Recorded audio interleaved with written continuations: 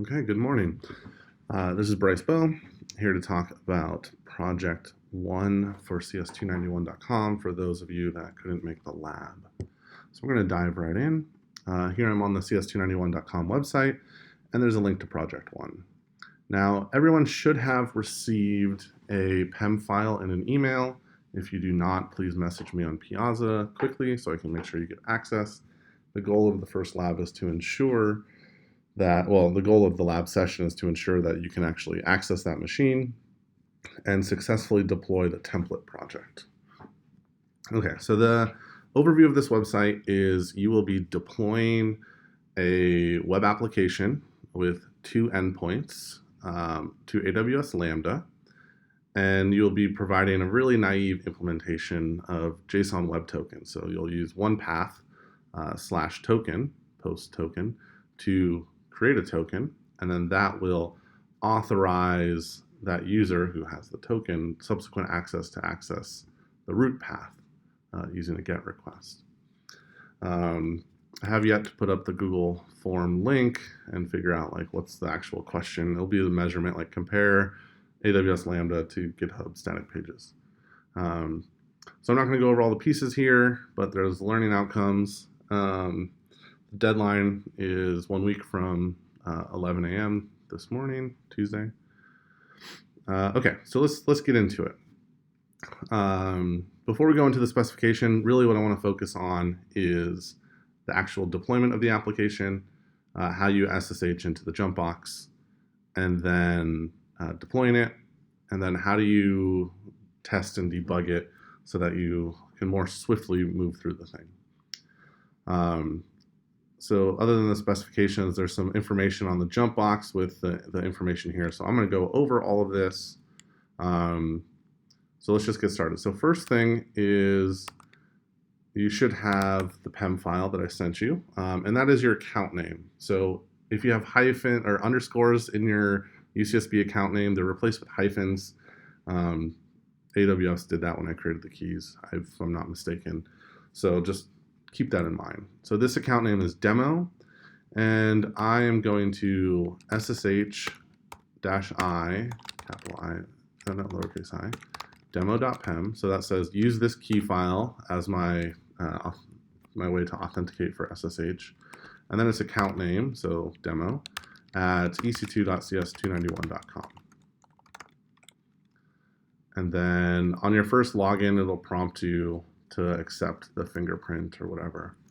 So now you have an account on here, and there's a copy of the PEM file here for your convenience, which you'll need later if you want to SSH into the EC2 instances. And when I mean later, I mean for like the final project.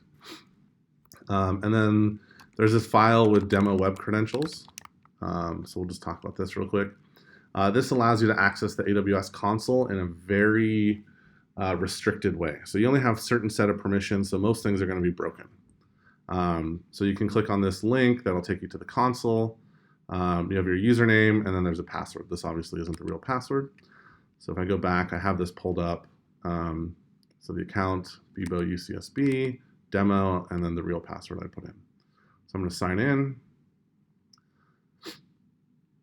And you'll get a list of things, but like for example, if we were to try to go to EC2, which I haven't given you access to, you're not allowed to blah, blah, blah, blah, blah. So there's 3 resources that we will use for this particular project. There is Lambda, where you'll see your functions. And again, some of these things will error out, like tags failed to load. So there's this project Justin. That's there. So I can see that the project's there, but I shouldn't be able to actually open it because you'll only be able to view the function that has the same name as your account name.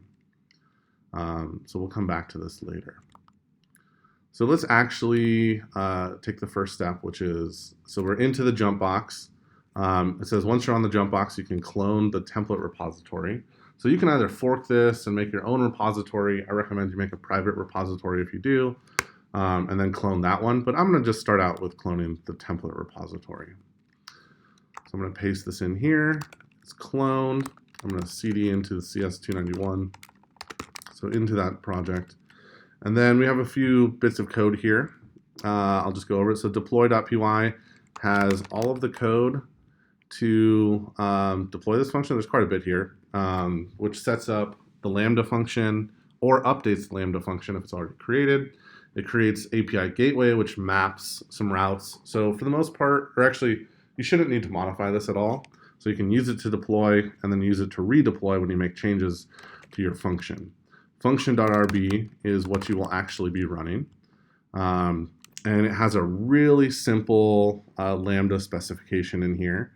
And it's set up to already hook into the JSON external library or internal library, JWT, and pretty print. And so this is your entry point.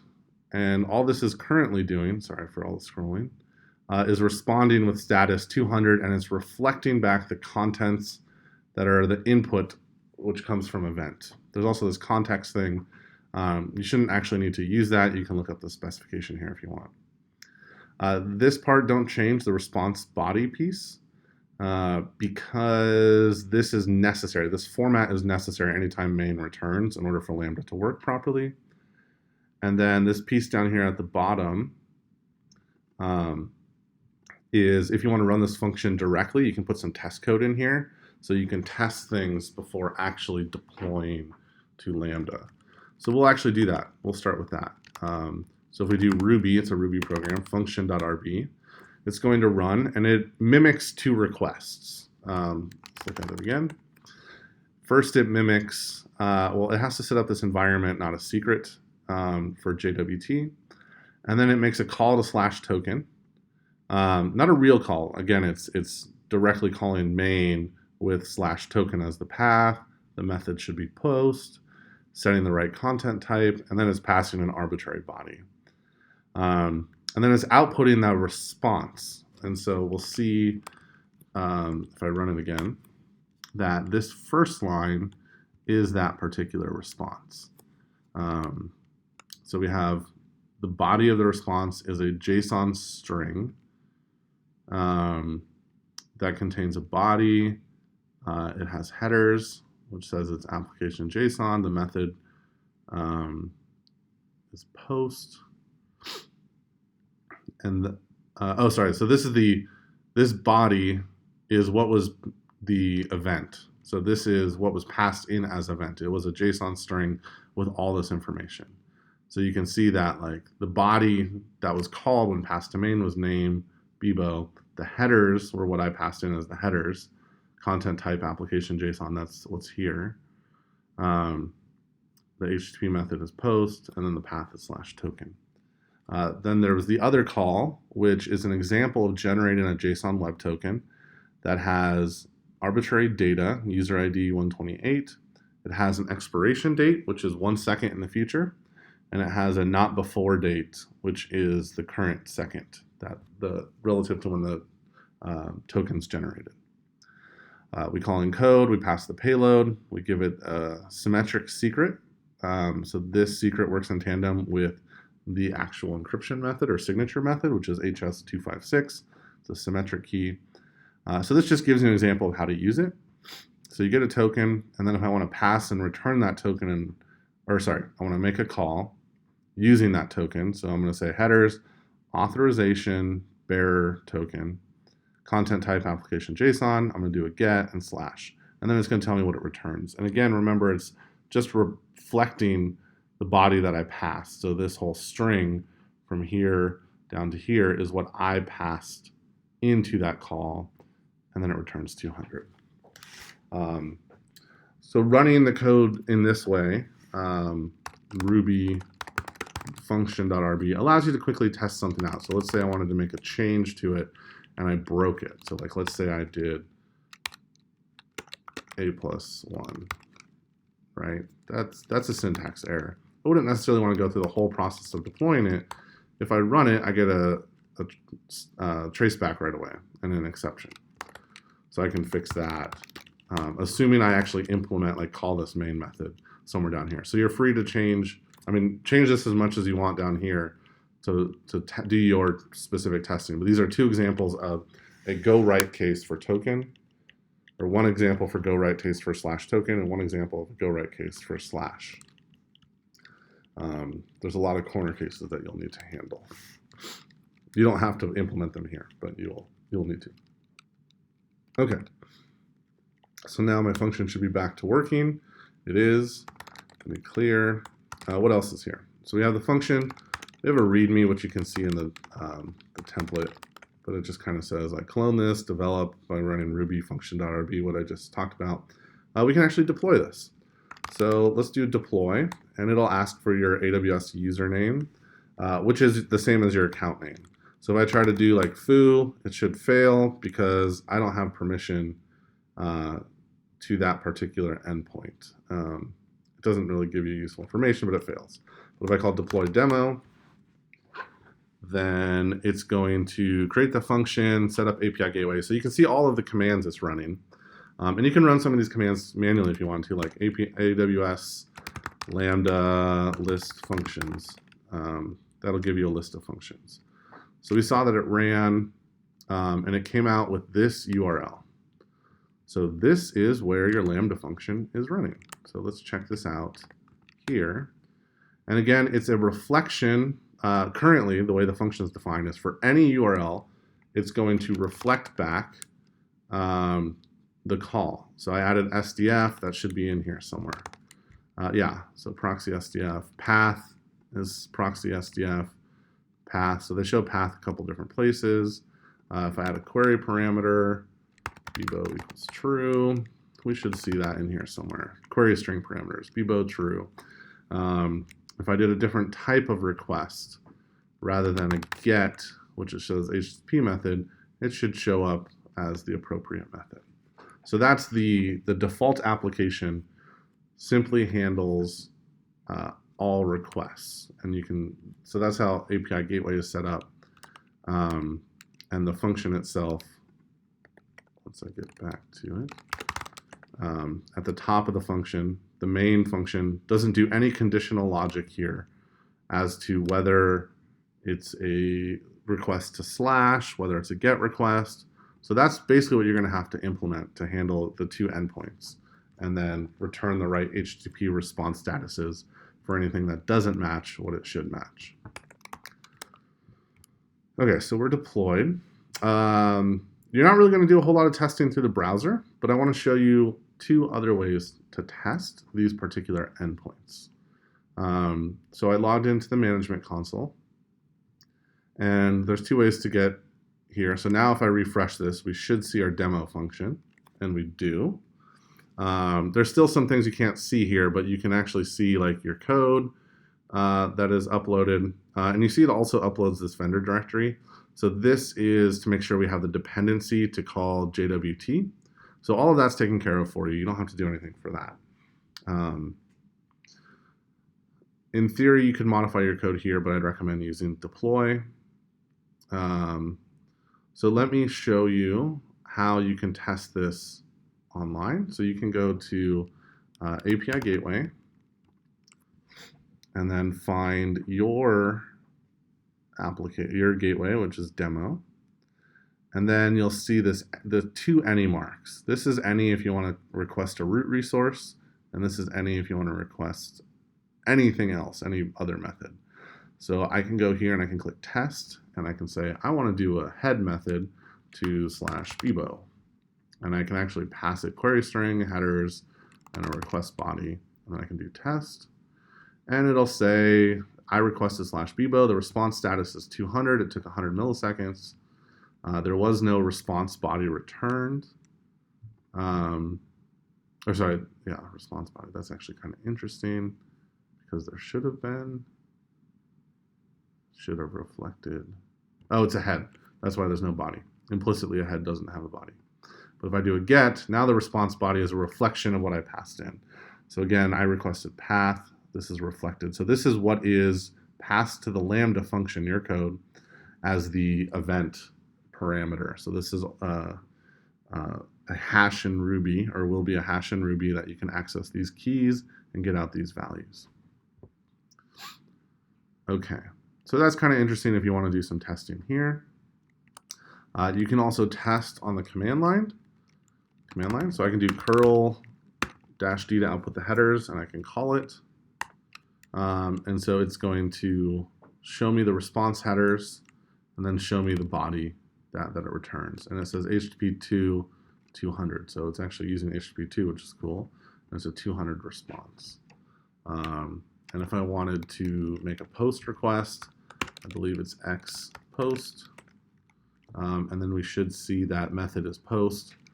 Can I create an arbitrary request type? No, because API Gateway doesn't allow it, only allows a handful of HTTP methods. The ones that you see here. These are the ones that it allows. So it doesn't allow non-standard ones. But I can do a post request, and then I can pass it, oops. This message.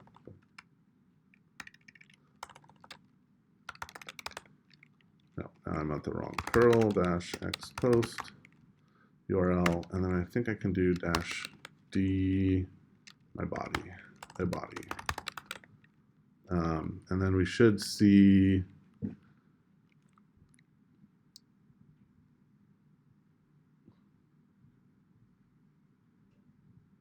oh, I forgot the -d. Okay. That gives you the headers. And then a body should show up in here somewhere. The content type is form URL encoded. It's not easy to read it this way, but it should be in here somewhere. Unfortunately, I can't search. Body, here it is, a body. Okay. So you can set stuff that way. You can also pass headers if you want. You can look up how to do that. The other way is I provided a test function, which is at github.com, scalable internet services, UCSB website. So I'm going to clone this using HTTP. Oops. Git clone. And then we're going to go into the UCSB website scripts directory. And all the requirements should already be installed, so you should be able to just run project1. And then we need to give it the URL, which is, I have to get back here. Oops. Let me copy it from here. Without the SDF. Project1 and project1.py. And this will do a full test of all the corner cases for you. So you can go through that code, the test code, and see what it's actually doing. But when all of these tests pass, that means you've successfully completed the project. So you can look through that. But you see like, oh, expected a 404 response for get this URL. So here what it's doing is using a dictionary to add additional parts to the path. And your app always returns, or the template app always returns a 200. So it should give a 404 there. There should be like a 415 response for /token with a blank content type, or /token with application JSON in uppercase. So some things to keep in mind. Okay, the last thing I want to show you, the links to API Gateway here, Lambda, and then CloudWatch logs are the last thing I want to show you. So here's Lambda, here's API Gateway, which we were already at, or here, API Gateway, the entrance point. And the last thing is CloudWatch logs. So your application logs to like /demo. And so you get a lot of log streams. There's some stuff from when I was testing before. But you can see like when the last event log was. So the 849 was when I was making this. And you get a log of these functions. So there's nothing interesting in these logs right now. But let's say I make a mistake I have to go back. CS291A project template in my function. Okay, and I don't, for whatever reason, it doesn't get caught when I locally run. Now I'm going to just introduce an error. I can just call A. And obviously it's going to fail if I run ruby function.py, so you should do that first. But some things you might not like test for or miss. So when you deploy it, demo, so this is going to update the function, and it'll be a lot quicker because all it has to do is a couple fewer things. It's still the same URL, so you don't have to change the URL. Now when I hit this URL, I get an internal server error, but I don't get any useful information that tells me why it failed. But that information is logged into CloudWatch. So it's 8:52. So here I am. You have to go back to the log streams because every new instance of Lambda that gets invoked creates a new stream. So it could use the same one. So 8:51 might be this. So let's open it up. And here we go. We see critical exception from handler. And this is a bit of the stack trace. Not all of it, but here's the, well, yeah, enough. Undefined local variable or method A on line 10. So if we actually look in our function, we should be able to confirm that line 10 is where A is, top line 10 right here. And then I can clear it out, redeploy, deploy demo.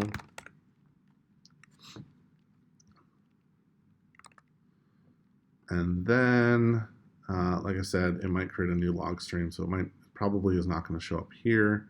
Oh yeah, because it's going to start a new one because I redeployed it. So let's refresh. We should see something after 8:51. Sometimes it takes a couple seconds to show. Oh, I haven't requested it. That's right. So let me go back to here again and request it. We're back to working again. It still sometimes takes a couple seconds to show up in the log stream. That time it didn't. So then it's working again. Okay, so that's how you deploy and test the project. If you want to tear everything down while you're developing, you can do that. It's not really necessary because you can just keep overwriting it. But if something breaks and it gets into a weird state, just tear it down. It doesn't take very long to tear down, and then you can redeploy again. No big deal. Once you've submitted, though, please don't tear down because I need to actually look at your code in the Lambda function. If you do tear down and then recreate, it's going to come up with a new URL because every time you create an API gateway, HTTP gateway, it creates a new ID here. So keep that in mind. The other thing, that's it in this particular bit of code. So the actual project is the specifications are here. So post token, there's some requirements, and if things fall outside of bounds, you should return some response status codes. And again, that script, project1.py, will validate all of those things for you that you've done it correctly. Okay, I hope that has been helpful. Good luck. Thanks, y'all.